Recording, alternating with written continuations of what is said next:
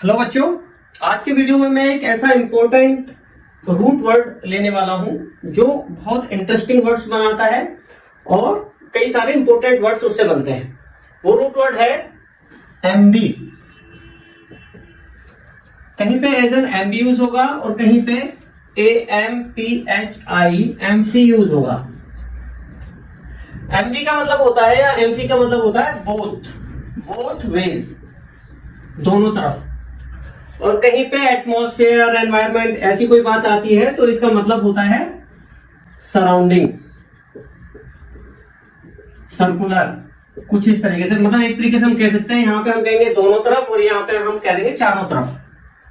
तो कहीं पे as a both ways use होगा, कहीं पे एज अ ऑलवेज, मतलब इन ऑल डायरेक्शंस, यानी कि सराउंडिंग एज अ यूज होगा। तो इस रूट से रिलेटेड जितने वर्ड्स बनेंगे आज हम इस वीडियो में डिस्कस करेंगे।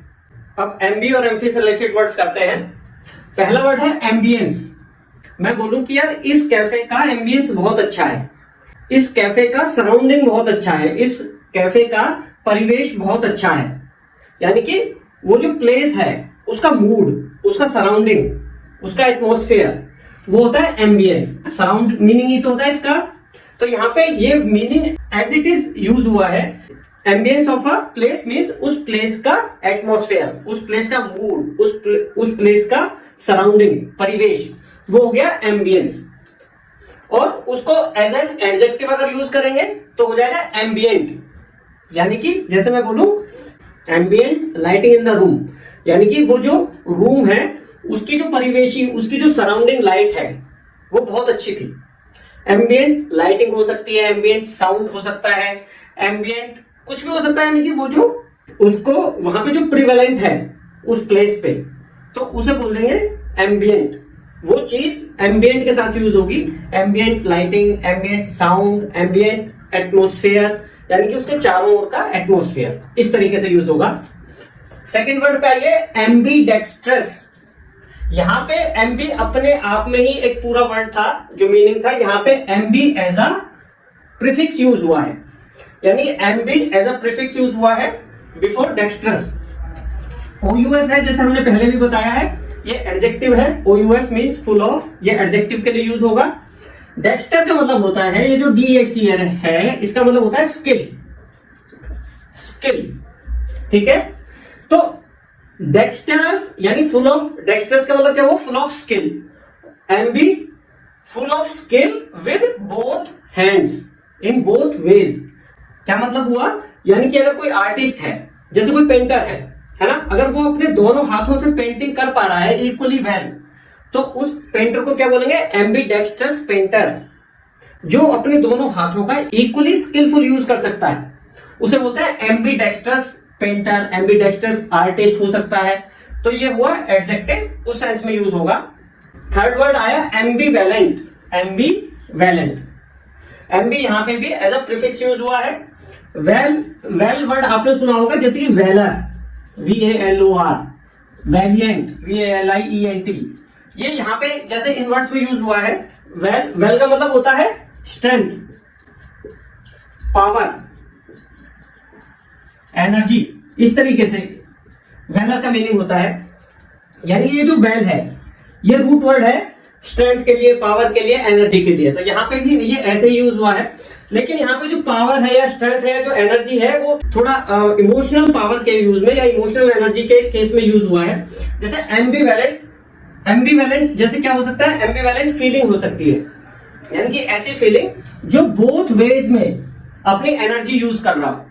जैसे कि मैं बोलूं कि कोई बच्चा जैसे हॉस्टल जा रहा है नया, तो वो एक्साइटेड है कि भाई हॉस्टल जा रहा है, वो एक्साइटेड है और वो थोड़ा कंसर्न भी है कि वहां पे कैसे रहूंगा, अकेला जा रहा हूं।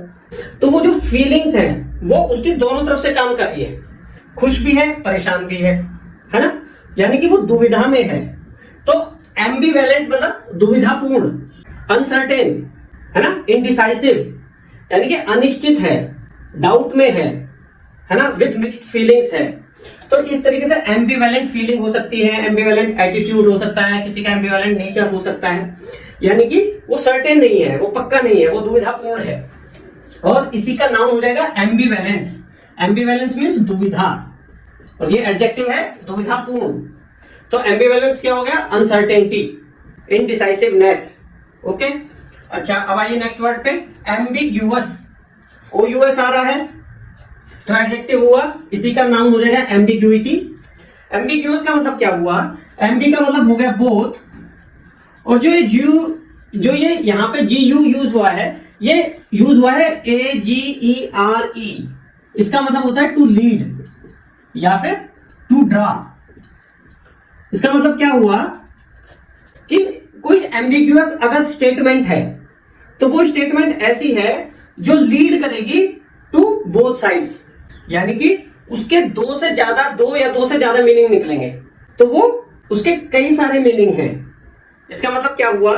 वो अस्पष्ट है, वो स्पष्ट नहीं है। जैसे मैं बोलूं, अच्छा, और ये जो एम्बिग्यूअस स्टेटमेंट है ये नोइंगली भी यूज की जा सकती है और अनजाने में भी यूज की जा सकती है, यानी कि हंसी ह्यूमर के लिए भी यूज की जा सकती है, अनजाने में भी की जा सकती है, या नोइंगली किसी को चीट करने के लिए भी यूज की जा सकती है, यानी कि लेकिन उसके कई सारे मीनिंग निकलते हैं, उसका कोई स्पष्ट मीनिंग नहीं होता। जैसे मैं बोलूं, I have never tested a cake like that, कि भाई मैंने ना उस जैसा केक पहले कभी नहीं खाया। अब क्या वो केक इतना बैड टेस्ट का था कि मैंने पहले कभी नहीं खाया, या वो इतना टेस्टफुल था, इतना बढ़िया था कि मैंने पहले कभी नहीं खाया? तो ये जो मेरी स्टेटमेंट है क्लियर नहीं है कि मैं किस सेंस में ये कह रहा हूं, तो ये एम्बिग्यूअस स्टेटमेंट है। एक स्टेटमेंट और यूज करते हैं, I saw a man on the hill with a telescope, कि मैंने एक व्यक्ति टेलीस्कोप के साथ हिल पर देखा। अब मैं क्या कहना चाह रहा हूं कि मैंने वो व्यक्ति जो हिल पर देखा उसके पास टेलीस्कोप है, या फिर मैंने जो व्यक्ति हिल पर देखा, पहाड़ी पर देखा, अपने टेलीस्कोप से देखा, यानी वो टेलीस्कोप उस व्यक्ति का है या मेरा है, मैंने अपने टेलीस्कोप से उसे देखा है ना? तो ये जो सेंटेंस है ये क्लियर नहीं हुआ, तो ऐसी स्टेटमेंट क्या होगी? एम्बिग्यूअस स्टेटमेंट, यानी कि जिसके कई सारे अर्थ निकलेंगे, अस्पष्ट स्टेटमेंट है ये, और इसी का नाम हो जाएगा एम्बिग्यूइटी, यानी कि अस्पष्टता। अच्छा, अब इसका अगर उल्टा हम कर दें, अनएम्बिग्यूअस, अन लगा दिया, अन का मतलब होता है नॉट, यानी कि जो एम्बिग्यूअस नहीं है, यानी कि जिसका एक ही मीनिंग निकलेगा, जो स्पष्ट है, तो वो स्टेटमेंट क्या हो गई? अनएम्बिग्यूअस स्टेटमेंट हो गई, स्पष्ट स्टेटमेंट है। नेक्स्ट वर्ड आइए, अब ये वर्ड्स थे एम्बी के, अब हम वर्ड्स लेंगे एम्फी के। एम्फी का मतलब भी बोथ होता है। एम्फीबियन, एम्फीबियन एक ऐसे एनिमल को, एक ऐसे क्रिएचर को बोलेंगे that can live on both land and water. ऐसा जीव, ऐसा क्रिएचर जो पानी और धरती दोनों पर रह सकता है, उसे बोलते हैं एम्फीबियन। एम्फीबियन हुआ नाउन। अगर इसको मैं एज एन एडजेक्टिव यूज करूं तो हो जाएगा एम्फीबियस, AMPHIBIOUS, एम्फीबियस। तो मैं कैसे यूज करूंगा? Amphibious animal, amphibious creature. और जबकि एम्फीबियन अपने आप में ही नाउन था, तो एम्फीबियस क्रिएचर मींस एम्फीबियन। जैसे कि फ्रॉग है, मेंढक, तो ये एम्फीबियन है, या फिर मैं बोलूं एम्फीबियस क्रिएचर है। ठीक है, नेक्स्ट वर्ड आइए, एम्फोट्रिक। ये भी एडजेक्टिव हुआ, यहां पे देखिए IC आ रहा है लास्ट में, तो ये भी एडजेक्टिव है। इसका मीनिंग है एम्फोट्रिक। एम्फो मींस ये एम्फी से ही बना है, बोथ। ये किसी सब्सटेंस के लिए, केमिकल के लिए यूज होता है केमिस्ट्री में। तो ऐसे केमिकल को, ऐसे सब्सटेंस को एम्फोट्रिक बोला जाता है जो एज एन एसिड और एज एन बेस दोनों तरीके से काम कर सकता है। अगर उसकी एसिड से रिएक्शन कराएंगे तो वो एज अ बेस काम करेगा, और उसकी अगर बेस से रिएक्शन कराएंगे तो वो एज अ एसिड काम करेगा। तो एम्फोट्रिक सब्सटेंस यूज कैसे होगा? एम्फोट्रिक केमिकल या सब्सटेंस, है ना? उभयधर्मी, हिंदी में बोल रहे हैं उभयधर्मी, जो जिसके दो धर्म हैं, जो दो तरीके से काम कर सकता है। ओके, अच्छा, लास्ट वर्ड है एम्फोरा। एम्फोरा किसे बोलते हैं? एम्फोरा ये भी एम्फी से ही बना है। एम्फोरा एक ऐसे बर्तन को, एक ऐसे जग को बोलते हैं जिसमें दो हत्थे हों। नॉर्मली जग में एक हत्था होता है, उसमें दो हत्थे होते हैं। ये एक डेकोरेटिव बर्तन होता है, डेकोरेटिव जग होता है। जैसे अगर आप पुरानी यूरोपियन मूवीज देखेंगे राजा महाराजाओं की, तो उसमें एम्फोरा होगा, या गूगल पे सर्च मारेंगे तो आपको फोटोज मिल जाएगी एम्फोरा, आप ज्यादा समझ में आएगा। एम्फोरा एक मान के चलो कि जैसे हमारी सुराही है, जो सुराही है वो बड़ी, उसकी नेक है वो बहुत नैरो होती है, सुंदर होती है, और सबसे बड़ी बात यह है एम्फोरा के लिए उसके दो हैंडल होंगे, सुराही के दोनों तरफ हैंडल होंगे, इस तरफ भी और इस तरफ भी, तो उसे बोलेंगे एम्फोरा।